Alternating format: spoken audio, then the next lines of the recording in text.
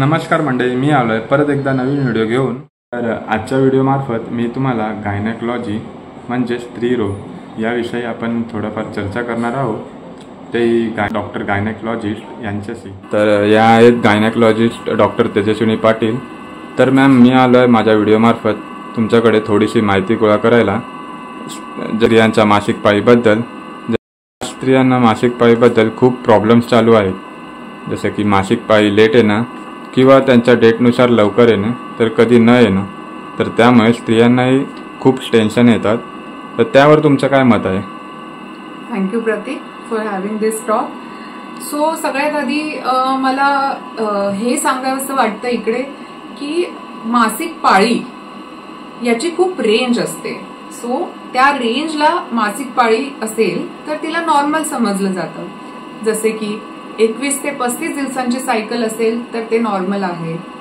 तुम्हाला एका दिवसात फ्रॉम 60 ml टू 80 ml रक्तस्राव होत असेल तो नॉर्मल आहे. आणि ब्लीडिंग डेज जे असतात, मासिक पाळीचे दिवस, 2 ते 7 दिवस ऑफ ब्लीडिंग इज नॉर्मल. म्हणजे तुम्हाला 2 दिवस ब्लीडिंग होतीये तरी पण इट्स नॉर्मल, आणि 7 डेजची ब्लीडिंग होतीये तरी पण it's normal.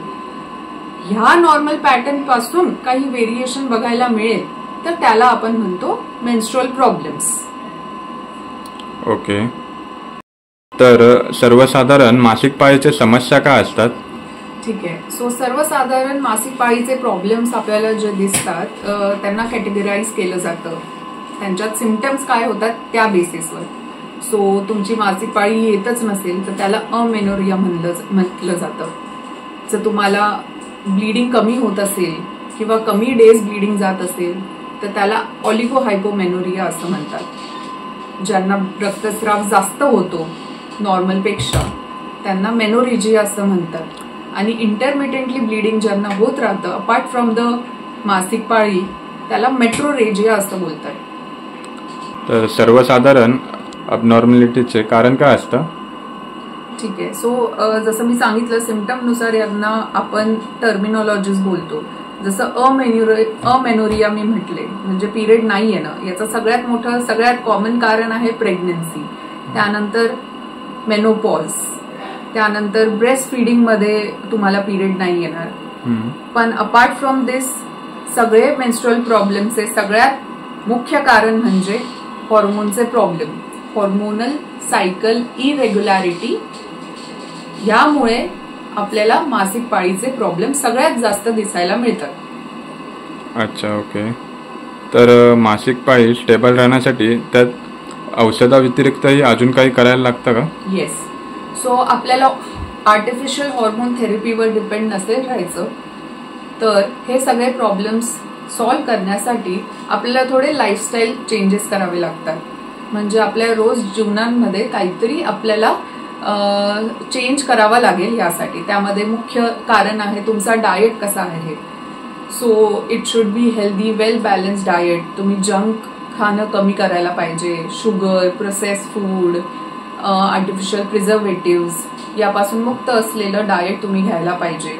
Apart from this regular exercise, 30 to 40 minutes of exercise per day 5 times a week is necessary.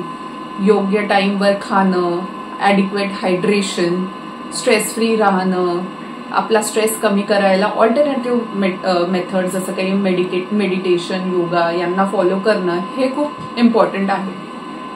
Okay. तर अशा काही गोष्टींमध्ये असे प्रॉब्लेम्स येतात तर त्याच्यासाठी तुम्ही काही डायग्नोज करायला सांगता त्याच्यासाठी? येस.